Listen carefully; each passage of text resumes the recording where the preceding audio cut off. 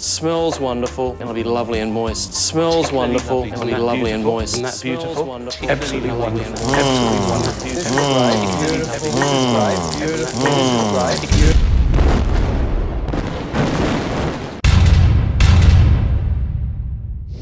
Welcome to the show that grants you an exclusive behind-the-scenes look at some of Sydney's top fine dining restaurants to find out what really happens inside an authentic chef's kitchen. Now, for those of you who like your TV chefs happy and well-adjusted, I must warn you, for the next 5 minutes you will be witness to the real deal. Episode number 1 starts right behind me. The Bathers Pavilion at Balmoral is a much-loved Sydney icon. Its elegance, breathtaking location and view, and its highly acclaimed and top-notch French-style cuisine all go to make this one of Sydney's most sought-after restaurants. However, there is a part that very few get to see, the kitchen, run with the iron fist of head chef Simon Besley. But just who is Simon Besley? Simon's one of the best chefs I've ever worked with. He's very passionate. I'm always learning stuff off him. I never ask him a question and he never doesn't give me a don't know answer, which I really like. I think every head chef has to have a bit of mental state in them, you know, has to be a bit psycho. You know, they're dealing with a load of people that are some mornings you come in and you're just not want to do the job, you know, and he's the one that has to G them up. You know, are we ready to rock and roll? Ready to lock and load? Oui, chef. Self-motivation, self-preservation. Oui, chef. He is pretty offensive. Like I've never heard some things like maybe I'm a bit sheltered. You know, you're singing along and suddenly before you know it, the girl's got 2 fingers up your butt. And you're like, hold the phone. What's going on here? Those days are gone. Heard some pretty shocking stuff come out of his mouth. Nothing like a hot chick sticking 2 fingers up your bum. And you really got, sometimes some people need a kick in the arse, some people just need encouragement, but some people need to be shouted at, and that's his job, and he does it very, very well. Give me a little fillet like that again, mate. I'm going to stick it in your ass, mate. That's mate. Look at it. You can't that, can you? Once we got service, it's a different thing. Like once we're out of service, it's like 2 different kind of people, you know, like he's been a good supportive guy for all the lads in the kitchen, getting the best out of them that he can, and I think he's doing a great job. Once service starts, the friendship is finished until the end of service. Service starts, there's a big job to be done, it's like a little war. You pretend that you're each other's friends during service. I think you let more things slip, more mistakes slip. It's like, oh yeah, he's all right, he won't yell at me, or he won't scream at me, or he'll be right, he'll let that go, you know. But it's important that they know that nothing slips by under any circumstances. I want to be able to serve the food that I want to serve, yeah? You cannot put that in the oven with your potato. It's head under there, right? Do it. Most of us here are pretty well-natured. Like we're not nasty. I don't think anyone's really nasty underneath. Maybe Simon. No, he's not that bad. What time are these Marins coming today, you reckon? Oh, sweet. Yeah, at the moment we're averaging 37 a day, roughly. So, it's a lot of Marins. Are we sweet with that, or do we need to rethink our inks? Okay, thanks mate, cheers. Bye. Trying to organise these Marins. Come from Western Australia. And they arrive by aeroplane every day. Sometimes they're a little bit slow coming, or they're delayed at the airport. There's another downside of having live things on the menu. See how much plastic you got on there? Yeah. You got more plastic on there than Woolworths. See how much plastic you get the heat through? Yeah. Right. So the outside of the bird's going to be well done, and the inside of the bird's going to be raw. So I used to work with this Austrian fella when I was an apprentice. If I wasn't fast enough, he used to stab me with a carving fork. That's no shit. I'll show you my butt cheeks if you want. There's little holes in them. The young lads think they've got it tough these days. You work 100 hours a week, and at night time you can't sleep because you've got fucking 2 holes in your ass cheeks. What's your tactic for getting results out of guys? Let's do another one. Showing them how to do it. Show them once. Make sure that they know that you can do it, and they go, fuck.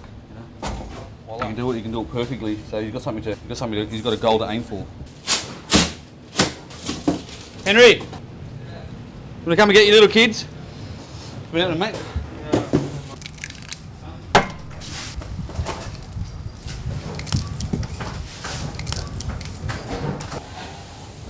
You are a cork, mate. You're a drug addict. All right, you sell them. Now, what was that? $540. Yeah, you tell me. $18 for what? 4 punnets of baby chives. Yeah, Messenger. Breaks my heart signing this morning, mate. Breaks my f***ing ass. Veg guys, mate, they take the piss, man. They take the piss. Just remember, on the Messenger. Yeah, the messengers always get shot in my kitchen. Right. Shot everyone. Have a good weekend, Tom. See you, thank you. Have a good one. You guys have been studying the menu? Have you been studying the menu? No? Yeah, we. Well, okay. Talk to me about it. The lamb? Come on. Huh?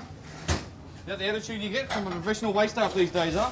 Some waiters are excellent, but 9 times out of 10 I don't like them. The professionalism of learning the menu, learning ingredients, learning new products, just seems to be too hard for some people these days. It's in the crab salad. Yeah. There's no arm on the dish whatsoever. There's no arm on the dish. But these days it seems that the little koalas, an endangered species, so not only do they get looked after as well, they get tips. And that's not something I'm too happy about. Saturday night is the money night of the week. We've got 115 booked tonight. We've got 8 people on the waiting list. Short 1 staff member. We've got 1 member nearly fainting at the back there. He's at the dig deep, push on, make it happen, and get ready for a beer at the end of service. So we lad. Which chef? We're going to go down for the 6th service in a row. No chef. I'm being a chef because I love the pressure, I love the hard work. The order Asiat Capelletto green salad to follow 2 barramundi and a snapper, please. The order Asiat Scotland to follow 2 barramundi. The order 1 oysters, 1 Asiat, 1 crab, 1 soup to follow 2 snapper, 1 barramundi and a venison, please. Oui, chef. To follow venison barra, please. Oui, chef. The order oysters, scallops, crab to follow 2 barramundi, 1 cod and a lamb. Oui, chef. The friendship and the camaraderie is pretty big in the kitchen. You spend so much time together, you have really no choice but to get along. If one lets you down, you know, you do take it to heart. Quite personal. During service, there's a job to be done, and everyone relies on each other, so the team moves forward, so we're not on the shit. If you're having a good day, it works really well. You know, you good camaraderie in the kitchen. But again, if you have a bad day, you know, you're always in somebody's face. That person's always going to be in your face. Or if you've had an argument with someone, they're just like, you know, 2 steps away from you all day. So it's a classic rule, you know, what happens in the kitchen stays in the kitchen, you know. You can go out for a beer after work and you can still be friends. Service, please. 2 10s on the pass. The order, crab, quail. To follow rabbit, barra. Oui, chef. It's like being a chef is having a lot of passion for what you do, and when you're doing it under stress, it's just trouble waiting for happen almost. The whole point of serving that fillet on the top shows how good you can cook. Without the fillet on the top, you're useless, right? I want the fillet on the top rare. That's how I want it, right? End of story. So what we've got here is the scallops and braised pork belly. We've got braised pure bit of pork belly. It's braised for 4 hours in the master stock. We've got the broccolini here, some Chinese broccoli here, some sauteed shimijis, oyster mushrooms, shiitakes, crisp up in a bit of grapeseed oil. Here we've got baby okra, an Asian courgette, little seeds in the middle. We poached it in master stock, so it gives a nice brown on the outside, beautiful green on the inside. Deep sea scallops from Nova Scotia, Canada. And there we have it. Finished on top with all the poached enoki. Voila. 1 snapper and a venison, please. 309's up, yep. How's the service going? Shake. Sorry, it's a bit of a boring night tonight. How was that? I was pretty slow and boring, some pretty silly mistakes. Young E-lad there behind me. It was a very, very hard day. Using the wrong oil in his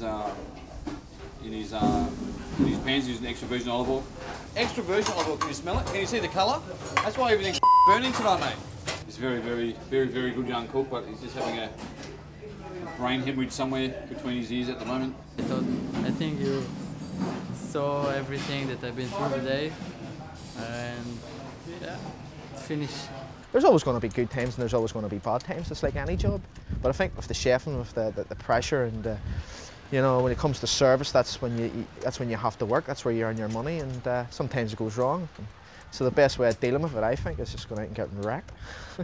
We're going to go to the pub now and have a few coldies. I'll buy the lads a beer, and you know, they can buy me beer, and anything that we need to discuss about learning for tonight, we can be discussed over a nice cold beer, and You know, 9 times out of 10 we don't really talk about work at the pub, but sometimes we can, you know, discuss things that we need to discuss.